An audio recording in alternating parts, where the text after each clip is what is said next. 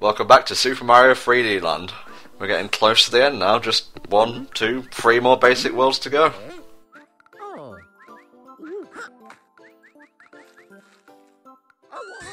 Oh, look at her being a strong female protagonist. Who don't need no Italian plumber. That's a charming little touch, I gotta admit. Yeah. Do you think there'll ever be a Super Princess Peach 2? I don't know how well this first one sold, but if there hasn't been by now, I kinda doubt it. Also, I never played the original, so I couldn't tell you if it was any good.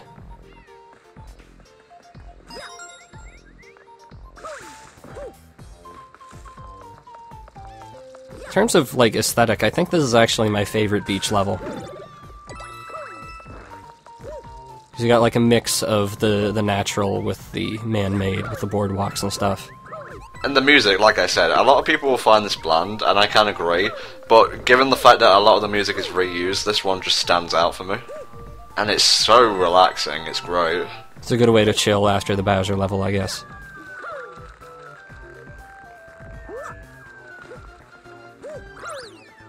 It's also a good example of how the bars from the new Super Mario Bros. Sound font are just detrimental to a good melody. Yeah. Because this sounds like it could come from New Super Mario Bros., but it's just lacking those bars. Now, I love this underwater section. Maybe I'm just a sucker for light refracting, but that looks really good.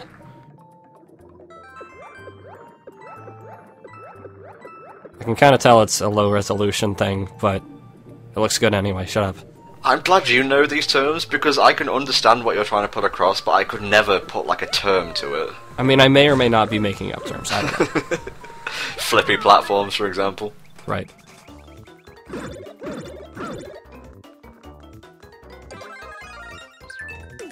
I don't really need all these. You were not aiming to get 3 of a kind, were you? Not really, no. I mean, you can only carry 1 power-up in reserve, so what's the point of giving you 3 boxes? I guess if you screwed one up and got something you didn't want. That's true.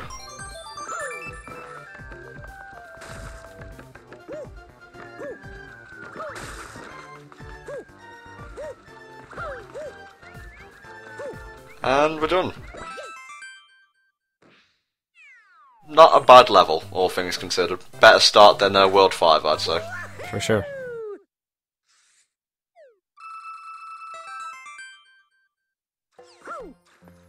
Now then, to make up for that, let's have a desert level. Oh, man.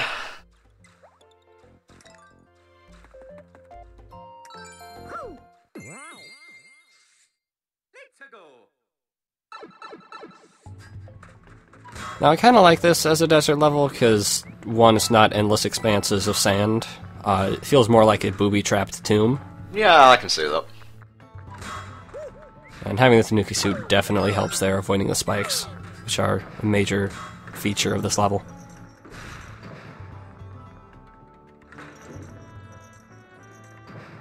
Yeah, I didn't realise at first that you actually have to be on a certain part of the platform before it will start to rise up. I don't know why it does that. I figured it would just be like a timed thing. It's just very petty, I guess.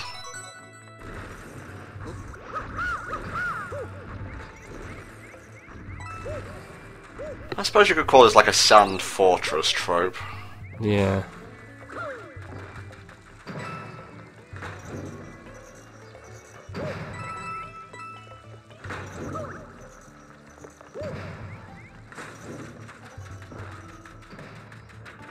Oh, run away, run away.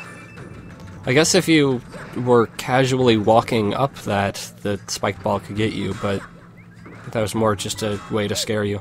Yeah. I mean, I've been playing Mario games for, well over a decade now, so I'm used to that kind of thing, but I guess a new player would be psyched out of it.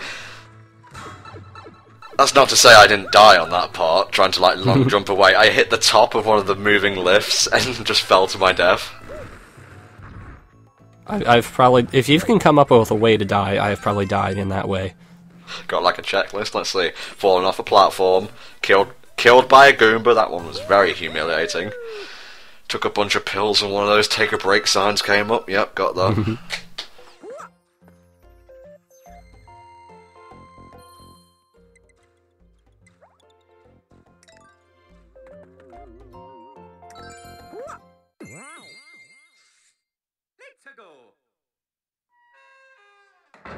Anyway, this ghost house is even more puzzly than the last one. Yeah, they kind of put all their mind screw puzzles into the ghost house, which kind of harkens back to World, I guess. But basically, there are like 3 different branching paths from the beginning of the level, each one with a star coin. Now, the star coin won't actually appear until you hit the P switch, so I don't think it's just for normal coins here. Now, the one on the right with the book is the route you want to take if you just want to get on with the level, but it's best to just get all the star coins that you can when you enter a level. I mean, once you see 1 star coin in one path and no others, you probably can guess the pattern. Here's a place where 3D is really helpful. I can't really capture 3D with this capture card, so what's the point of having it on?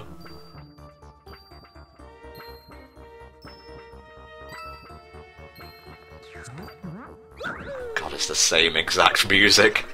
I mean, at least there are not that many ghost houses between the 2 games, so it doesn't get old. Yeah, but I think they reused it in Galaxy 2, so... Yeah, but there aren't that many. Are you a fan of the ghost houses? Not really, actually. I stand by Bowser levels as my favorites. I like what they're doing with the bookcases and stuff. Clearly, yeah, this is some sort of commentary on the child market and who Nintendo is competing with. I think you may be reading a bit too much into this haunted library. There's no such thing as reading too much into something.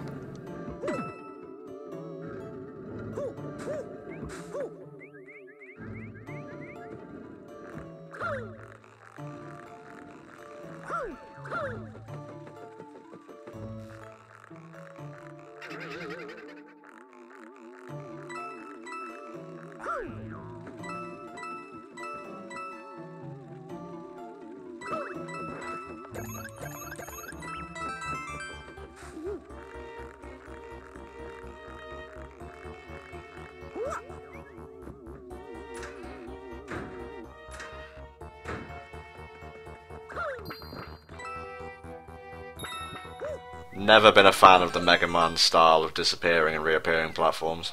At least you can tell where they're going to appear for these ones, because they have the little transparent bit. But, yes, I never died to the Mega Man ones because I never beat Iceman stage.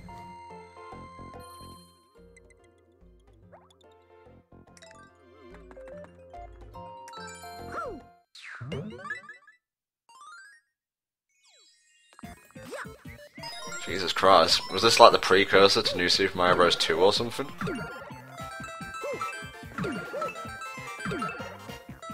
I could just stay in that room forever, to be honest. Take a break? Yes, I will take all the breaks. Specifically in that room. It is now the break room.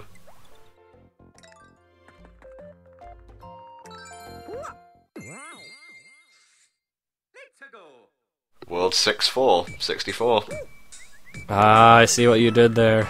Yep, and the beat blocks are back. Again, something else from Galaxy, just kind of remixed. Right. And here's where actually listening to the music is very helpful. Which, unfortunately, not everyone can do if they're playing on a bus and don't have headphones. Yeah, I always find the sound output of the 3DS is very low compared to the DS. Right. I might just have very loud headphones, so... But I think I have heard that. Basically, they appear and disappear in accordance with the music, so you gotta time things well. Hence, beat blocks. And as usual, it gets more difficult in the future. Especially when you're being chased, but that's for another time.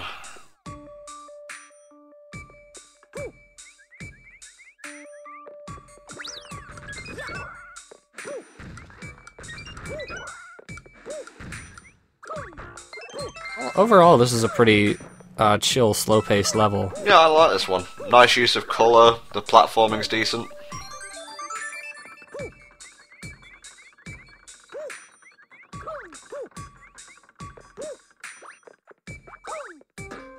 Now, these are tricky. I assume that those swinging pendulum things are more or less synced with the beat blocks. Yeah, there's like a slight window where you can squeeze past them. Right. I'm pretty sure I usually just take a hit there. I kind of started out this whole playthrough when I was recording it thinking, okay, if I take a hit, I'll take a hit, but as time went on, I just decided to get better and better, so the whole game's a no-hit run, basically. Right. You did a good job. Thank you. I don't know how many times you cut out a death, but you did a good job.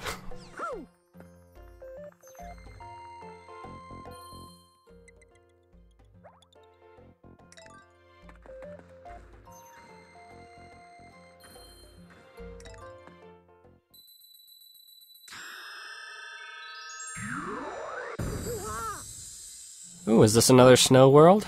Looks like it. Joy and rapture. It's got a high bar to surpass.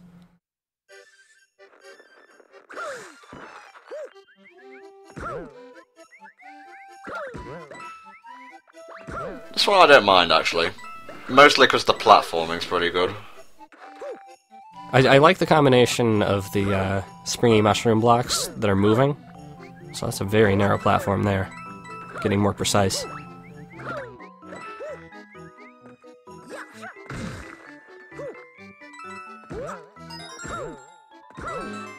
I just noticed we're playing this around Christmas, so I guess it's a very seasonal kind of commentary right now. For like 2 or 3 levels in the playthrough. Yeah, and this actual playthrough will start around January.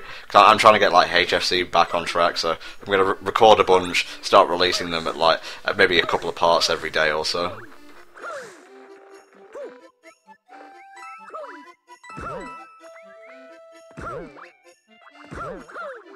And Goombas have a lot of attitude for one of the weakest enemies in gaming history. Oh, that was pro right there. I remembered a split second before you did that. You grabbed all 4 coins with one swipe. That's just how the hell I get down.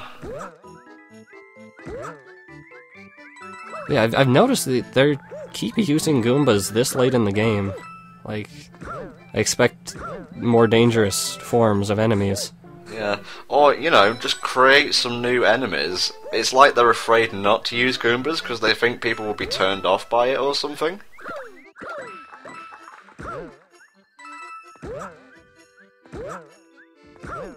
I mean, I know they did create some enemies for this game, but clearly they're using Goombas a lot more. I mean, I guess the Tanuki tail just suits their design, but...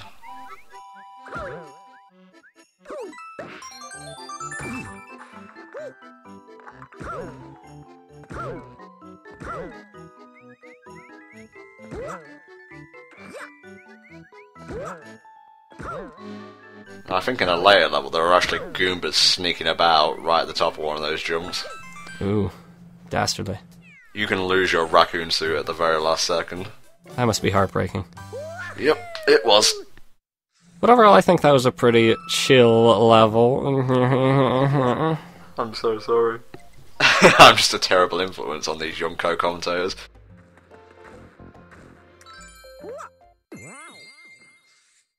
What if they gave Pom Pom a different kind of level from Boom Boom? Or just a different weapon, like a machine gun. That would be pretty cool. That shoots, like, spiked pom-poms, that would be amazing. That would be far too cool and far too violent for this game. Yeah, or maybe a boss involving these whole spiked column things. Yeah, I feel like they could have done more with environmental hazards in the bosses. Because they do a little bit, but not very much, because they confine them to those arenas.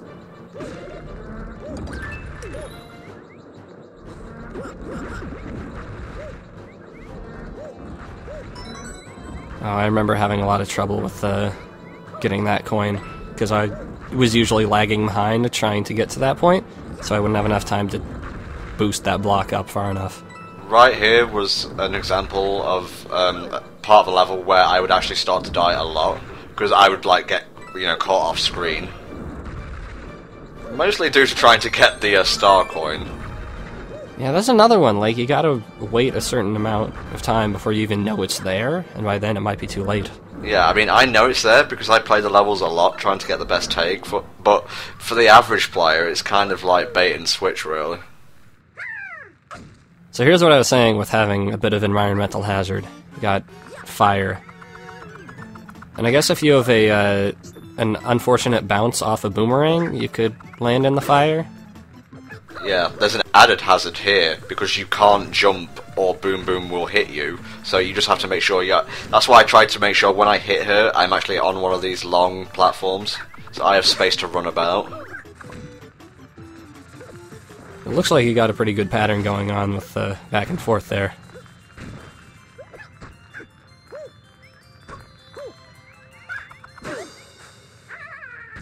But overall, still not changed that much, not too difficult. No, didn't even break a sweat.